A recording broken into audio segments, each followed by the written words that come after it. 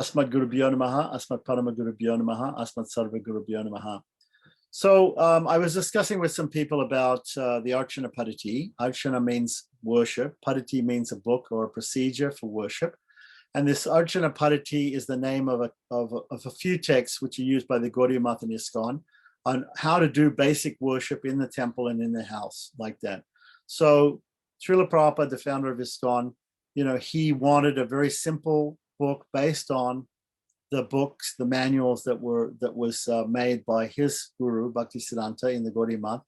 And it follows Hari Bhakti Vilas, basically, which is the book of the Vrindavan Goswamis on ritual worship, which we have another class on, which people could also find on the same YouTube channel, Vaishnava Dharma International, that we're going through, and we're now up to the 6th Vilas. So I thought that I would just deal with the simple text also and the history of it in ISKCON and the Gaudiya Math. I have all the different editions of the Arcana Paddhati that were published by the Gaudiya Math, starting with the original one at the time of Bhaktisiddhanta, and now used by the different mutts all around India and around the world. ISKCON being having the Gaudiya Math as a mother organization, because Prabhupada was a disciple of Bhaktisiddhanta, also uses a form of this type of worship. And the original book was Prabhupada asked for these to be made, a translation of this to be made for people to use in English. So the book itself was published by BBT, Bhaktivedanta Book Trust. And let me just show what it looks like. Okay, so I'm just going to show on the screen. This is the Arcana Paddhati. Okay, so originally it was a book like this, a plasticized book that could be used, and you could spill water on it, so it could be used in the deity room. And this is what it's called, Arcana Paddhati, the process of deity worship. And this is the whole book. Anybody wants this book, they can just. It was translated by Jai Sachinandana Das Adhikari and edited by Jai Tirtha Das Adhikari, who later on became a guru and then left ISKCON, and then therefore the book became not used so much in ISKCON nowadays. And it was, in fact, the manuscript of this was shown to Srila Prabhupada, which I will prove, and therefore he agreed and he accepted this type of worship to be done. Because some people say, no, Prabhupada never accepted this or never knew about this. But I will show, coming up, I will show that he did, and then we'll go through some of the contents of the book. Okay, like that. In fact, this particular edition that came out by Jai Tirtha was edited by him in a very bad way, in a very useless way. And so what I did was I re-edited the book and brought it up to date. And if anybody wants the re-edited version of it, it's definitely a very simple book, a very accepted by Prabhupada, authorized by Prabhupada, that people can do deity worship in ISKCON for, like that. So, okay, so let's stop the share there. Now, there are some parts to this book. Well, we could go back to that. Let's see the portion by Jai Tirtha, right? The editor, right? Go back to the screen. And we'll have a look at this. Okay, so let's have a look. So it starts out, it's of course, we offer our respects to His Divine Grace A.C. Bhaktivedanta Swami Prabhupada, who, by whose causeless mercy alone the Western world came to know about the process of deity worship. And so we offer our respects to him. And this is the dedication of this particular book. So this was printed in 1978. Although it was accepted in 1977, before Prabhupada left the planet, it was only in very limited quantities, 2,000, because it was only meant for pujaris. So we'll leave the table of contents and we'll go straight to preface, and we'll understand a little bit more about it.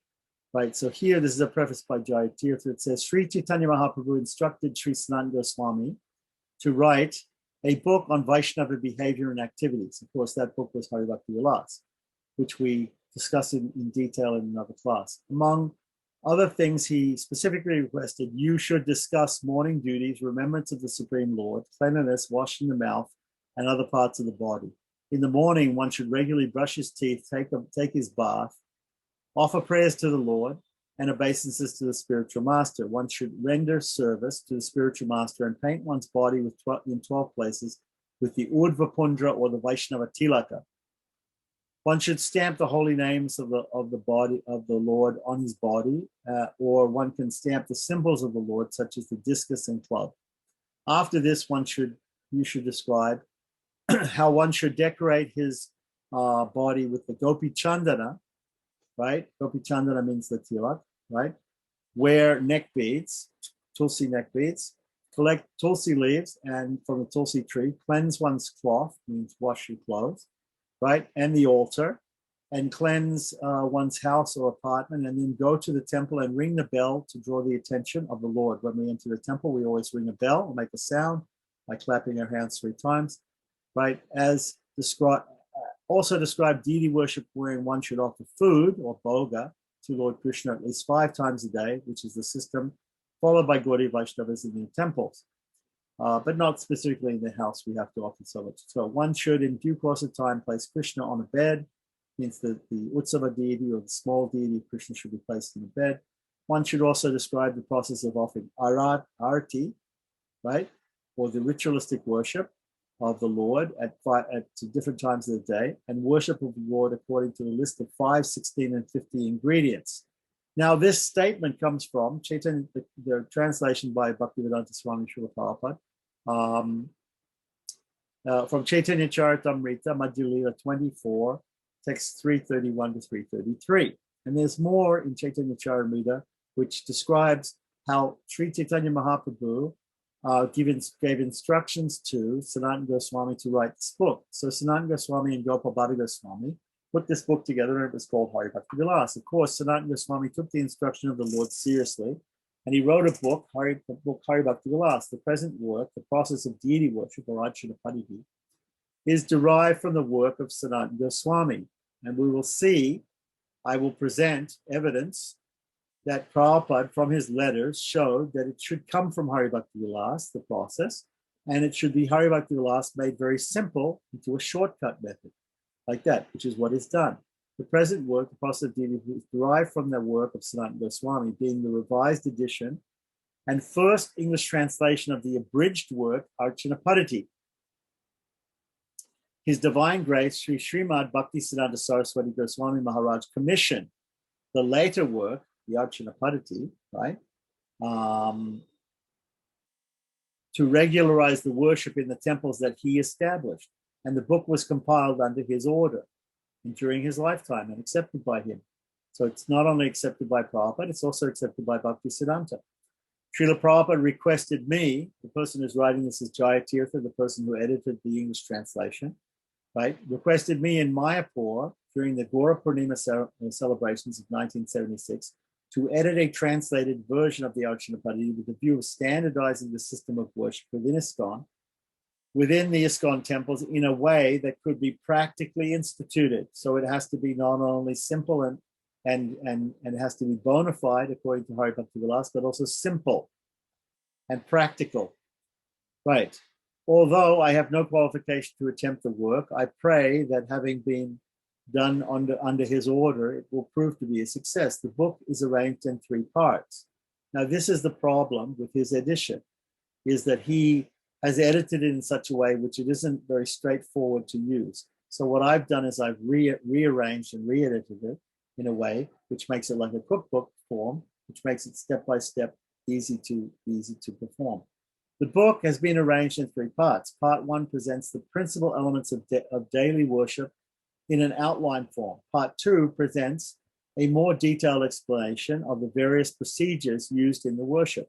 Part 3 consists of useful information regarding Vaishnava behavior. Part 1 has been arranged in such a way as to be easily followed by one who is basically familiar with the procedures detailed in Part 2. The key to the properly implementing the systems is therefore to study and practice each element of the worship as detailed in Part 2. It will by no means be possible to introduce the entire system of worship described herein immediately. Rather, it should be instituted very gradually so that once begun, it can be maintained without interruption. Some of the processes, such as the performance of arati, will be relatively easy to begin, and it is safe to do so at once. Others, such as the puja itself, are more complex, although not so much in actual practice as it may appear from first reading, and should be attempted with more caution. In these cases, I've suggested in each section an abridged process that may be adopted in the intermediate stage.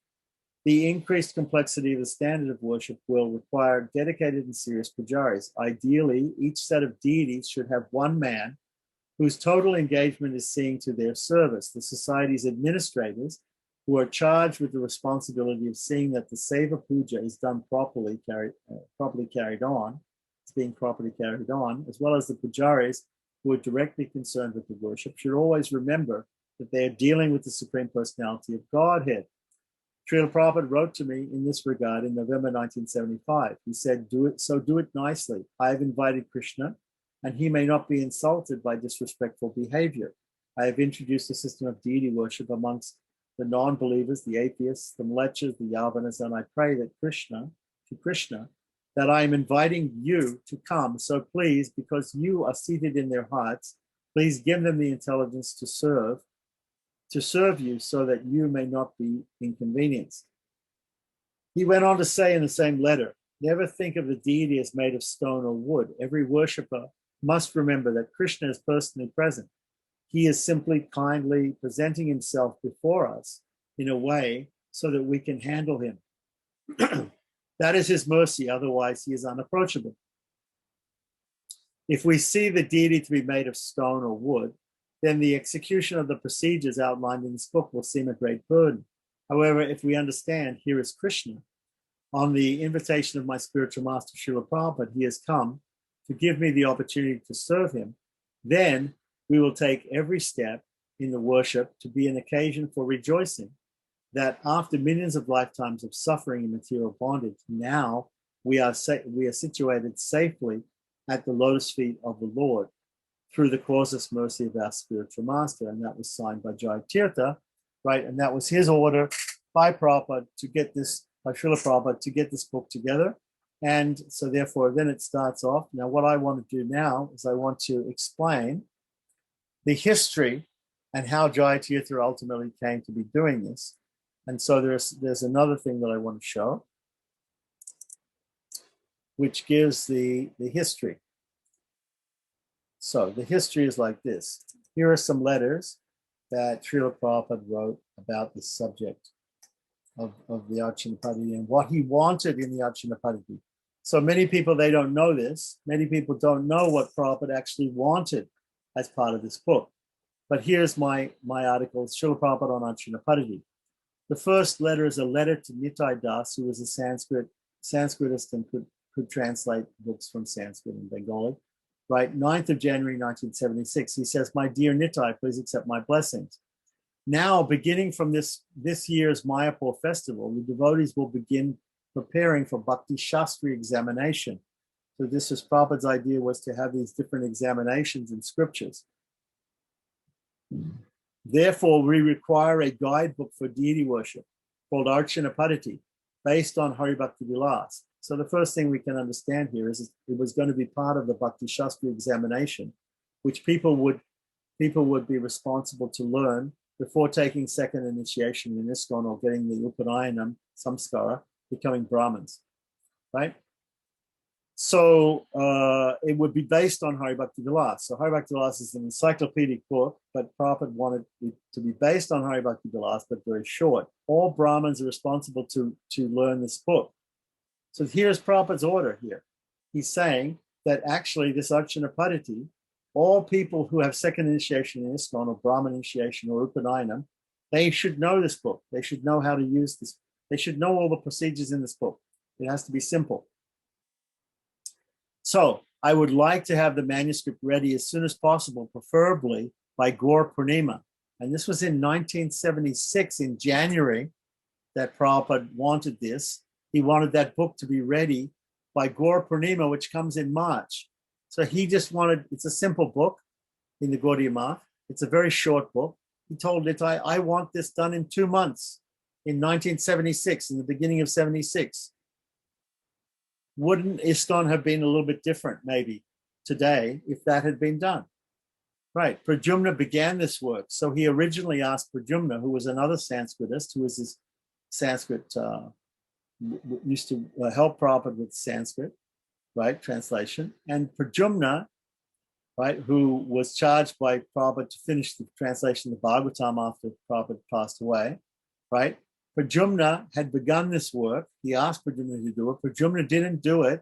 And therefore, he asked Nitai, another person, to do it by this letter. So we don't know. We don't have any, I haven't found any letters yet to Pradyumna telling Pradyumna to do it. But here he's secondly, Prabhupada had been asking for years for this to be done, and it wasn't done. Pradyumna began this, but I do not know what he has done with this work, Okay, so that's the first thing. On the same day, he wrote another letter to Krishna Swami, right, who was in New Zealand, like that, who I know very well. And this was also 9th of January, 76. My dear Tusta Krishna Maharaj, please accept my blessings. Bhakti Shastri, Bhakti Vaibhava, Bhakti Vedanta, and Bhakti Sarvabhauma. These were different exams that Prabhupada once instituted on the scriptures, right, on the Bhagavad Gita, on the Srimad Bhagavatam, on the Chaitanya Charitamrita, etc., that would be for devotees to take so that they could achieve some different academic understanding of the scriptures, right? Of course, through their sadhana, they would get the real realization of the scriptures, but at least they should know academically the scriptures, and they should be able to prove that by taking these exams. All our brahmanas, again, Prabhupada emphasizes this, all our brahmanas, all the people who take second initiation in ISKCON, and anyone wanting to become a brahmana will have to sit for an examination once a year in Mayapur. They will be expected to know Bhagavad Gita, the Nectar of Devotion, which is a summary study of Bhakti Rasamrita Sindhu by Rupa Goswami, the Nectar of Instruction, which is also by Rupa Goswami, it's a translation of Upadeshamrita, right? Shri Upanishad, which is Prabhupada's commentary on the Yusa Upanishad, right? And a book soon to be published on deity worship. What he's talking about is the same book, Arcana Paddhati, a short book, a simple book based on Hari Bhakti Vilas that Prabhupada wanted before 1976. He wanted this done. It's very simple, right? Sannyasis will be asked to sit for Bhakti Vaibhava examination, which will include the first 6 cantos of the Bhagavatam. And then the rest of the Bhagavatam will be in the Bhakti Vedanta exam, and then Chaitanya Charitamrita in the Bhakti Sarvabhauma exam. This is all explained. This is Prabhupada's idea. Prabhupada's order was to make this book, and this book was going to be a standard for deity worship in ISKCON.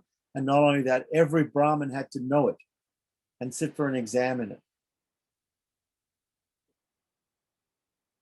So then Prabhupada wrote 4 days later, on January 13th, 1976, and you can look up all this in the archives. You can all look in the database at this, to Akshayananda, who was a New Zealand sannyasi from New Zealand, who was at that time the president of Krishna Balaram Temple in Vrindavan, right, which was a very prominent ISKCON temple, right? ISKCON's temple basically in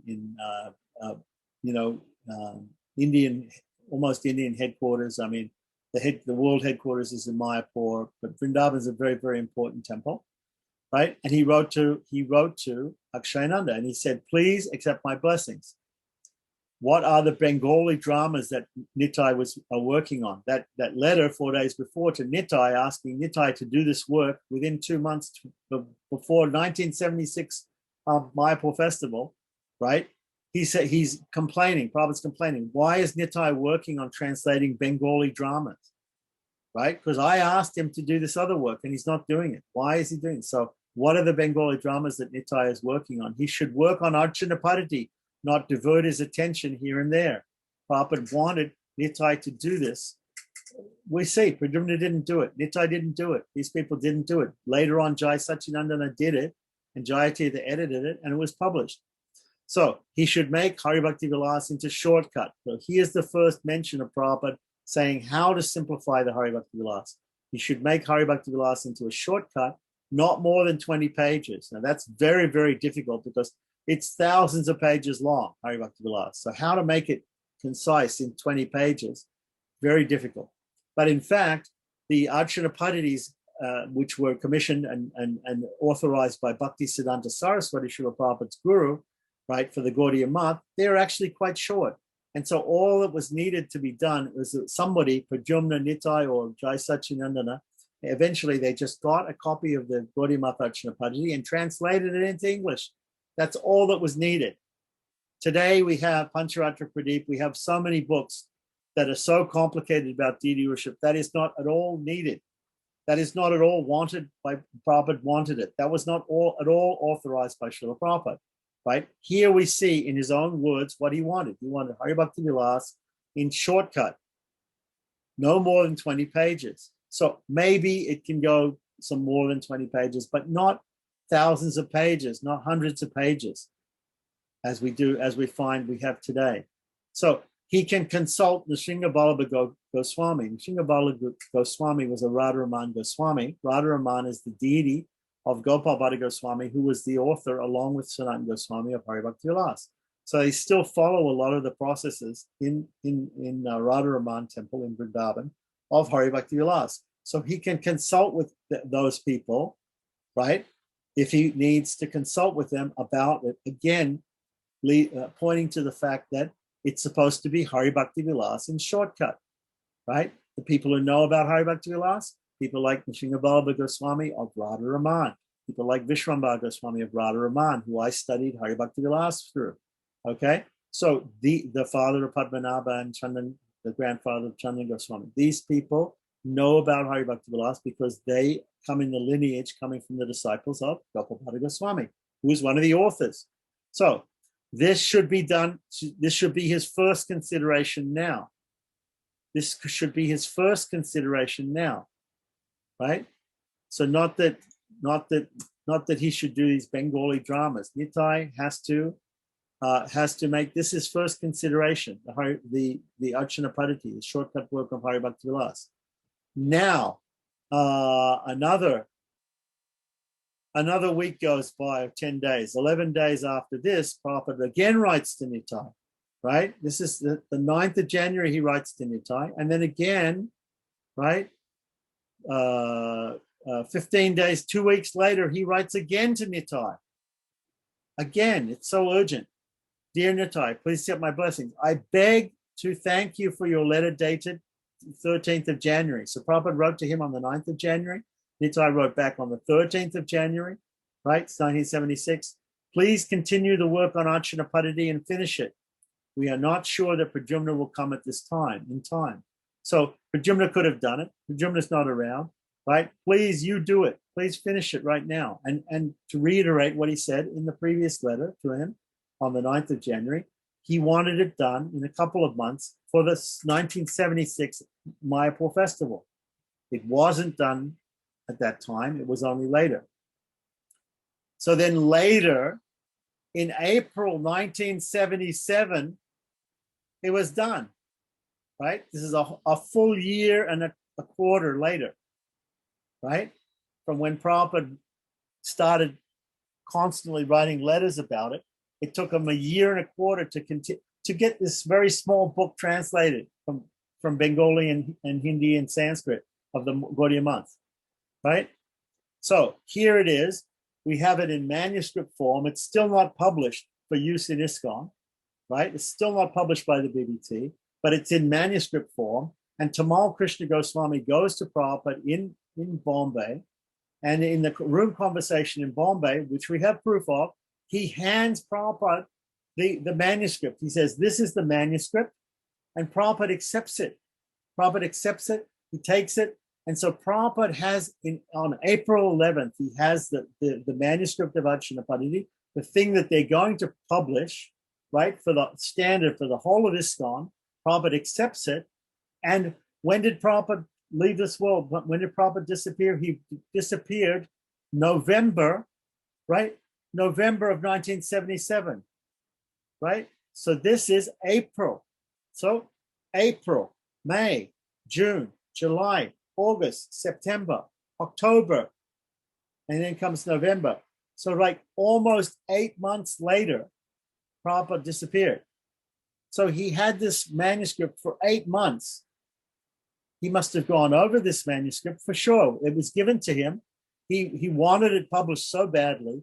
He would have gone over it. If there had been any problem with it, as far as Prabhupada is concerned, he would have said so in those 8 months. He would have called up Jayatirtha and said, look, I've looked at this. Don't publish it like this. You have to change this, this, and this. He had 8 months to do that. He never changed a word of it.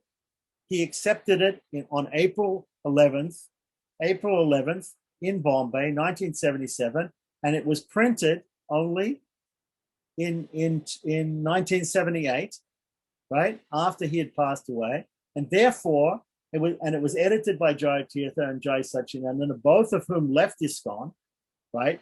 And Jayatirtha left in 82. And after they left ISKCON, people said, no, we don't accept it because it was done by Jai Satchidananda and Jayatirtha. And these people have left ISKCON. But it was totally accepted by Srila Prabhupada on April 11th, 1977. So why is it no good today? Why nobody cares about it today? Why people think that they can do better than this today? That's a good question. I'm asking that question. If anybody has an answer, they can come up with it, right? This is what Prabhupada wanted. This is what he got. And this is what he accepted before he passed away. This is what should be done, right? So it's very simple and it's very easy. And all Brahmins are supposed to understand it and know it in ISKCON. So Prabhupada says here, Tamal Krishna gives him the manuscript and he says, the deity worship book will be printed by Jayatirtha without BBT funds. So in other words, Tamal Krishna was saying to Prabhupada, we don't want to spend the money that we're printing your other books with. Jayatirtha has some private funds. It's only going to be printed by 2,000 copies. It's a limited edition, only for pujaris in ISKCON. So therefore, Jayatirtha has kind of come up with his own money to print that. So don't worry about the printing. So Prabhupada, this is going to be printed without BBT funds. Very good. This is that book. This is the statement by Tamal Krishna Goswami. This is that book. And he gives it to Prabhupada in the room. It's the room conversation. It's very clear. He says, this is that book. He presents it to Prabhupada. I forgot the Sanskrit name, Srila Prabhupada. So Prabhupada calls it Hari Bhakti Vilas. For Prabhupada, it's Hari Bhakti Vilas because Prabhupada ordered them to take Hari Bhakti Vilas and make a shortcut. What they've done is they've translated the shortcut that Bhakti Siddhanta authorized in the Gaudiya Math, called Arcana Paddhati. And that's why they call it Arcana Paddhati. So then Tamal Krishna says, Hari Bhakti Vilas. So Jayatirtha wants to print it on his own, means he doesn't want to take the BBT funds. So the trustees felt that was very good. Since funds are scarce, he does a nice printing. He said that he will take responsibility for printing and distributing it because it is only a limited edition. It's not going to be sold to the common people, just for devotees, just for second initiated devotees, just for Brahmin devotees, just for people who are pujaris who have to do deity worship in ISKCON. This should be the book. And they should study that. If they want to become Brahmins, they have to study that and they have to pass the test of the Bhakti Shastri once a year in Mayapur. This was Prabhupada's program. He accepted Arcana Paddhati. It was going to be a part of Bhakti Shastri. It was going to be part of the ISKCON standard for everybody who took second initiation or Upanayana and Brahmin initiation in ISKCON. Every Brahmin has to know this book. That's what he said. Right? These are all orders by Srila Prabhupada, none of which have been fulfilled. None of which have been fulfilled. Why have they not been fulfilled? They should be fulfilled, right? Otherwise, what is the point of lip service and saying Prabhupada is the founder Acharya, Prabhupada is the Acharya, that we follow Prabhupada's instructions? These are Prabhupada's instructions. These are very clear, very, very clear instructions. Follow them. That's all. If you're in ISKCON, this is what you should be following. And Prabhupada also mentioned that there didn't need to be a lot of copies of this. It was only for people who had second initiation or wanted second initiation and who wanted to understand how to do deity worship within ISKCON, Brahmins, second initiates. So Prabhupada said, no, few copies. And Tamal Krishna said yes. So this is the actual history. This is the actual history of these orders and these desires of Srila Prabhupada, right? Why do we not follow this actual history? Why are we told some other history? Or why don't we even know this history, right? It's because we don't properly study, right? What are the desires and what are the wishes of Srila Prabhupada? That's right. So that has to be done and that has to be implemented. Okay, So having said that, now I would like to go into the actual details of this book, right? Which give very, very simple means of worshiping the Lord. So now I think let's have a look at the original Arcana Paddhati introduction, and we'll see some more about deity worship in general, and then we'll get into the actual subject matter of the book. So looking at the introduction, this introduction, by the way, I believe is translated from Bengali or Hindi, an introduction to the Arcana Paddhati, which was written by Bhakti Pragan Keshav Maharaj, who was Prabhupada's sannyas guru, also a disciple of Bhaktisiddhanta Saraswati, about deity worship. So here, introduction, the deity and deity worship. The Supreme Merciful Lord, the personality of Godhead, Shri Krishna, showing causeless mercy to the conditioned living entities, is eternally manifest in two forms in the material world, his deity form and his holy name. So the deity form of the Supreme Lord is non-different from his eternal form in Goloka Vrindavan. Therefore, it is said in the Chaitanya Charitamrita Madhya Lila 596, in the matter of the activities of Shakshi Gopal, right? Shakshi Gopal means the witness Gopal. So there was a deity that witnessed a promise made by a Brahmin, and therefore the deity was called to bear witness when the Brahmin didn't want to fulfill his promise. So this is a story. So in that, it says, Pratima Nahatumi Shakshat Vajendra Nandana. So the translation of this is, my dear Lord, you are not a statue. You are directly the son of Nanda Maharaj, of Maharaj Nanda. Therefore, this is the idea, this is the philosophy of deity worship, is that the deity, in whatever form the Lord appears, and there are different forms, which will be explained, right? The deity is considered non-different from the actual personality of Godhead in the spiritual world.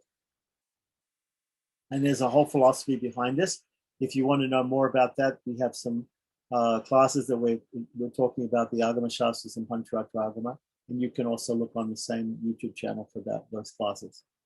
Therefore, the deity form of Sri Krishna is directly Sri Krishna, the son of the king of Vrindavan, Nanda Maharaj. It is stated in the Padma Purana. Now, here's an interesting quote from the Padma Purana. Arche Vishnu Shila Dir Gurushu Naramatir Vaishnave Jati Burir Vaishnavo Vishnu Vaishnavanam Kalimala Matane Paddhati Tembu Buddhihi Shri Vishnu Namni Mantre Sakala Kalushahe Shabda Samanya Buddhir Vishnu Sarveshware Eshe Tad Itara Sama Dhir Yasya Va Naraki Saha. So that means, that's from Padma Purana. So that means that person who considers the deity of the Supreme Lord to be dead matter made out of wood, stone, or metal, or the spiritual master who is the eternal associate of the Supreme Lord to be an ordinary man who is prone to die, or a Vaishnava to be coming in some caste, or water that washes the feet of the pure devotee or the Supreme Personality of Godhead as ordinary water, although such waters have the potency to destroy all the evils of the age of Kali, or considers the holy name of the Supreme Lord or mantras dedicated to him, which are able to destroy all sin to be ordinary sounds, or thinks of the Supreme Lord of all, Lord Vishnu, to be on the same level as the demigods or devatas, is considered to possess a hellish mentality. These are all wrong thoughts. These are all wrong ideas. A person who thinks in this way is certainly a resident of hell. The spotless Purana, speaking about the Srimad Bhagavatam or the Bhagavad Purana, in the 11th canto, 27th chapter, 12th verse, describes the 8 types of deity forms. We should also read this whole chapter, because this is the chapter in the Bhagavatam, in the Srimad Bhagavatam, or Bhagavad Purana, in the 11th canto, 27th chapter, which is called Lord Krishna's Instructions on Deity Worship. The Bhagavad Purana is a very important Purana, especially for Gaudiya Vaishnavas, and therefore these are Krishna's own instructions on how he should be worshipped in the deity form. So the different types of deity, material deity forms, seemingly material deity forms, which are worshipped by the Vaishnavas, right, according to Lord Krishna in Bhagavatam, are Shali, Darumayi, Lohi, Lepya, Lekya, Sa, Acha, Saikati, Manomayi, Manimayi, Pratimasta, Idashmita. Right? So this is a Pramana sloka. This is a very important sloka. We all should know this sloka. It says that there are 8. So here it says Asta, right? The word Asta means 8, right? Asta, 8 types. We should remember the 8 types of Pratimas, 8 types of deities. And they are, the 8 types of deity forms are declared to be the form carved from a block of stone, so a stone deity. The form carved from wood, the form made of metal, the form made of clay, paint, sand, made of jewels or conceived within the mind. These are the 8 forms, right? The living entity is the eternal servant of the Supreme Lord, but due to being inimical towards him, he has from time immemorial been wandering through higher and lower species of life, identifying with each body thus obtained, and so being burned by the threefold miseries. As long as this envious attitude towards the Supreme Lord remains, he will not be able to obtain his shelter. And for that long, he will have to remain bound in the prison house of this material world, the material world. If a conditioned soul, due to the influence of some great good fortune, develops an inclination towards the service of the Lord and again becomes favorable towards him, then he's able to regain the eternal association of Lord Krishna. Therefore, Bhagavad Bhakti, or devotional service to the Supreme Lord, is the only means to obtain him. This is the final conclusion of all the scriptures, including the Upanishads, the Puranas, and the Pancharatras. Pancharatras specifically deal with the worship of the deity form of the Lord. So now again, in the Srimad Bhagavatam, in the 7th canto, 5th chapter, 23rd and 24th verses, Prahlad Maharaj describes the 9 varieties of devotional service. He says, Shri Prahlad Uvacha, Shravanam Kirtanam Vishnu, Smaranam Parasevanam, Archanam Vandanam Dasyam, Satyam Atmanivedanam, Iti Pumsar Pita Vishnu, Bhaktis Chen Navalakshana, Kriyeta Bhagavad Yada, Tanmanye Ditam Uttamam. So Prahlad Maharaj said, hearing about the transcendental holy names, forms, qualities, and pastimes of Lord Vishnu, chanting about them, remembering them, serving the lotus feet of the Lord, worshipping him, offering prayers to him, becoming his servant, considering the Lord one's best friend, and surrendering everything unto him. In other words, serving him with body, mind, and words. These 9 activities, which are called Navada Bhakti, right, are accepted as pure devotional service. One who has dedicated his life to the service of Krishna through these 9 methods should be understood to be the most perfect person because he's acquired complete knowledge.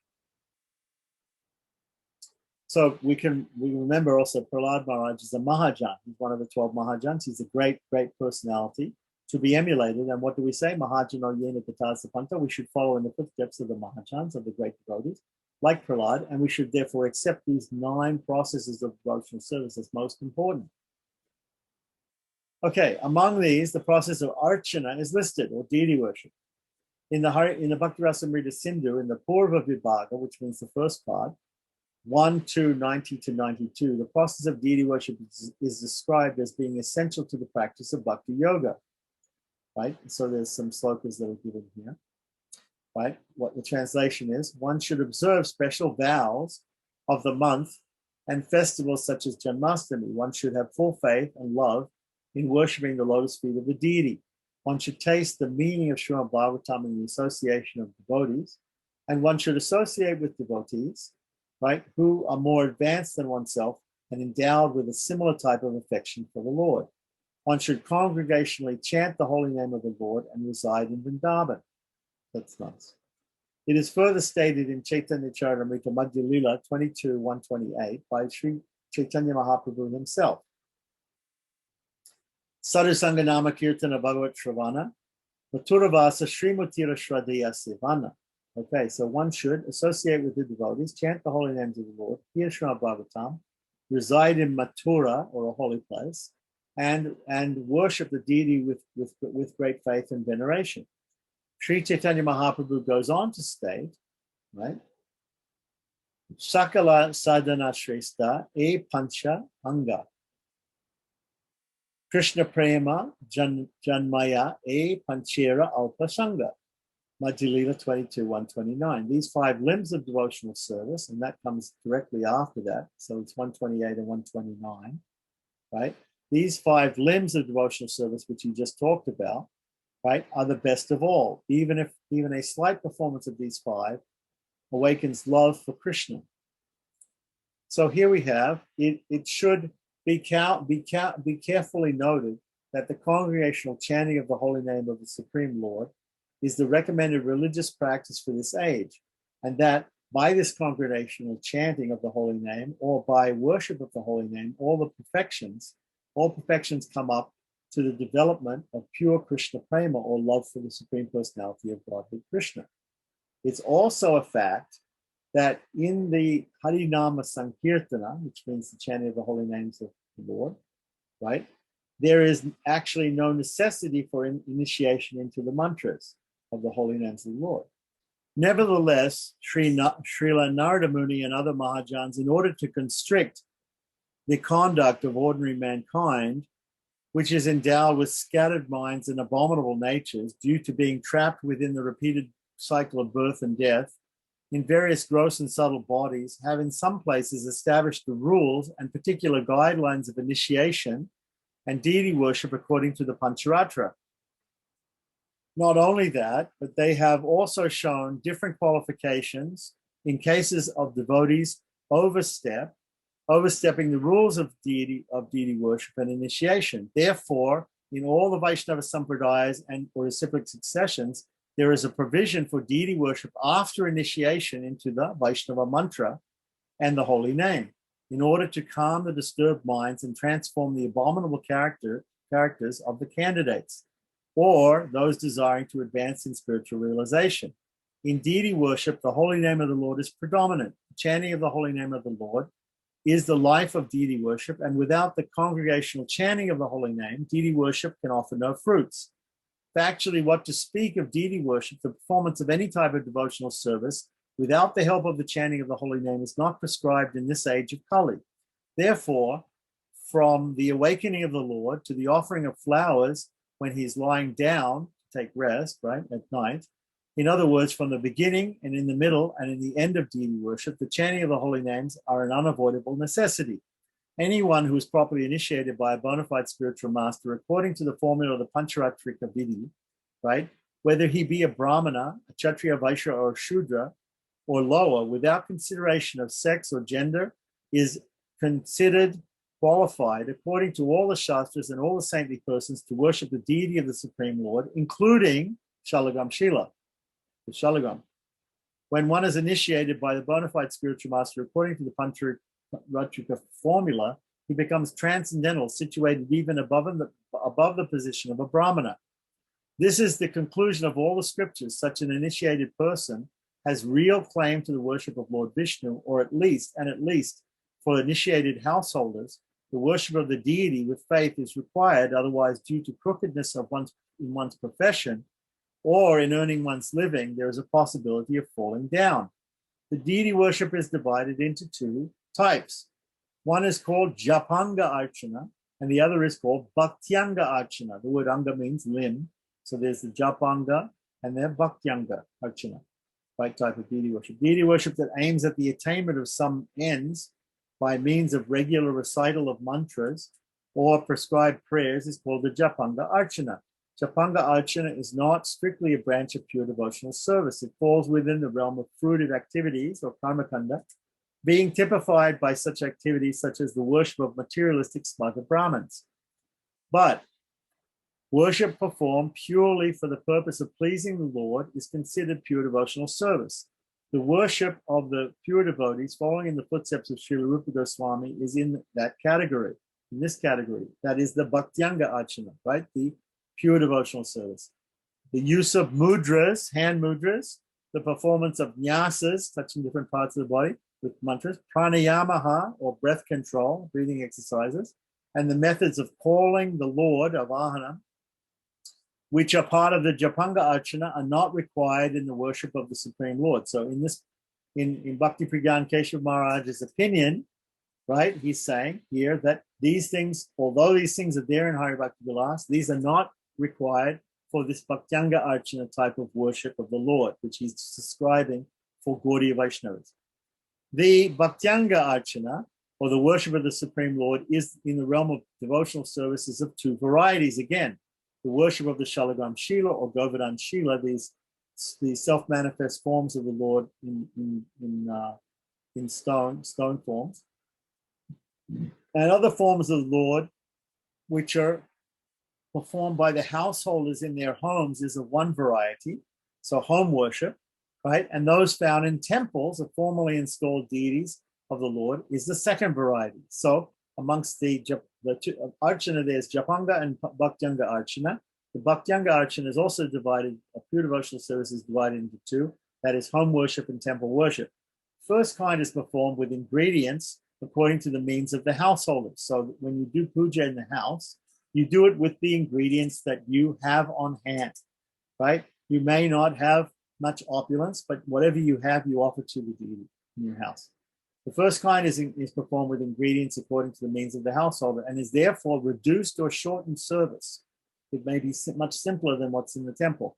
The second type is the worship of the Supreme Lord as a king. In fact, it's called Raja Upachara, that's kingly service, in awe and reverence. In such kingly service, regular worship is a necessity.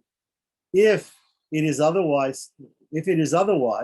not done regularly at certain regular intervals, right, the sinful reaction is incurs sins, what we call seva aparad, or an offense in performing the worship of the deity in the temple. Everything must be sacrificed for the satisfaction of the Lord.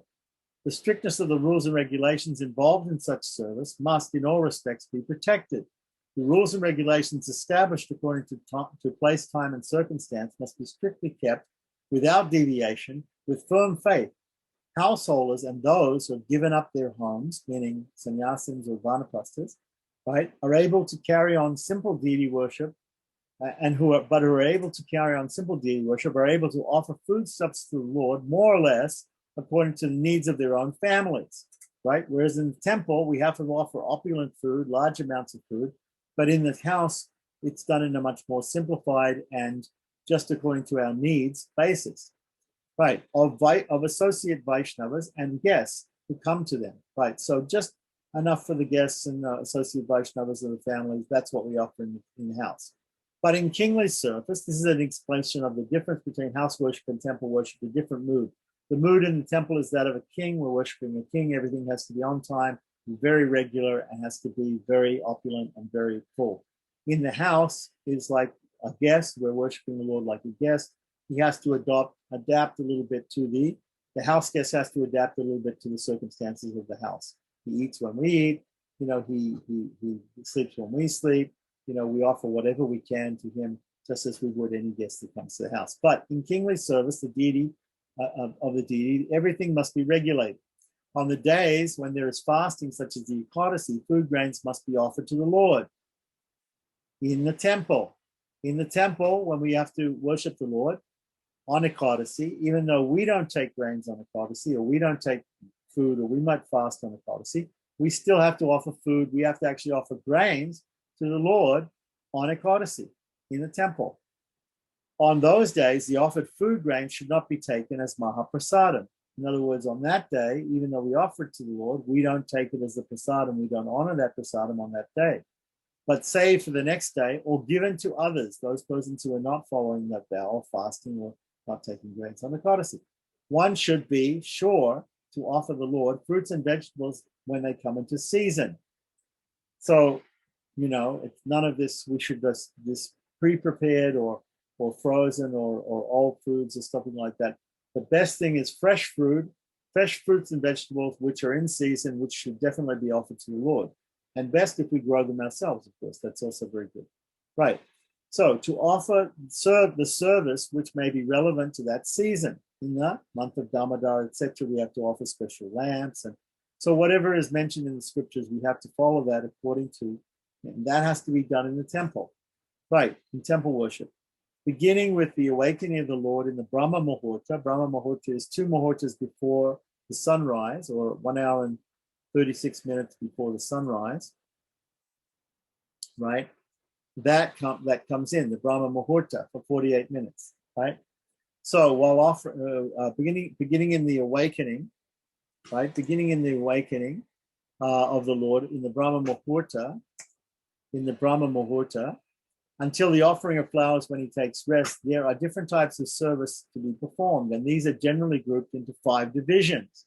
So this is the breakup of the day, of the devotional day, of the ritualistic day, starting from the Brahma Muhurta before sunrise and going to the end of the day, the ritual day. And here are the different sections. So these are called Panchakala Kriyas.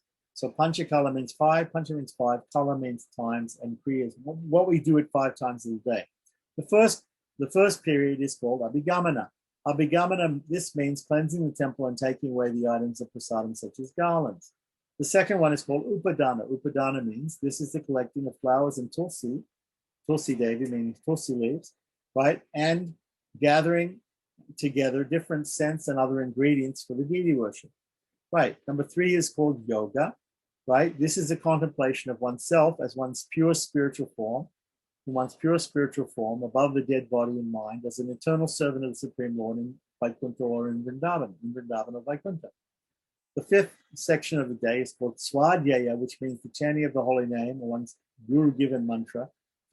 After considering its meaning, loud chanting of the holy name, reciting prayers, congregational chanting, and studying of scriptures, which establish pure devotional service and follow the conclusions of Sri Chaitanya Mahaprabhu, such as Shri Bhagavatam and Chaitanya Charitamrita. Right, the 5th part of the day is Ija, which can otherwise be called puja. This is a service of one's own worshipable deity in the varieties relevant to that deity. Right. This panchangam, or these 5 limbs, or 5-branch deity worship, is not of the nature of non-eternal fruitive activity, but is eternal and pure, and is a branch of pure devotional service which helps one attain the direct association of the Supreme Lord. Therefore, for those devotees who accept the principles of Srimad Bhagavatam, this shortened Arcana Paddhati, right, which is there, it's followed in the Gaudiya Maths, and it was instituted by Srila Bhaktisiddhanta Saraswati, as we said from the letters of Srila Prabhupada. It's what he wanted in ISKCON, and it's a very simple and straightforward and easy system, right? Which is in complete accordance with the followers of Srila Rupa Goswami, has been compiled from the Hari Bhakti Vilas, written by Srila Sanatana Goswami, and from the books, instructions, and treatises of other Mahajans or great saints. And this is signed by Bhakti Pragan Keshava Goswami Maharaj, Srila Prabhupada's Sannyas Guru. So, any questions on anything that we discussed so far? I think we're going to leave it here today at this point, like that. We've done the preface, we've done the history of Arcana Paddhati. Now we've read the introduction to Arcana Paddhati.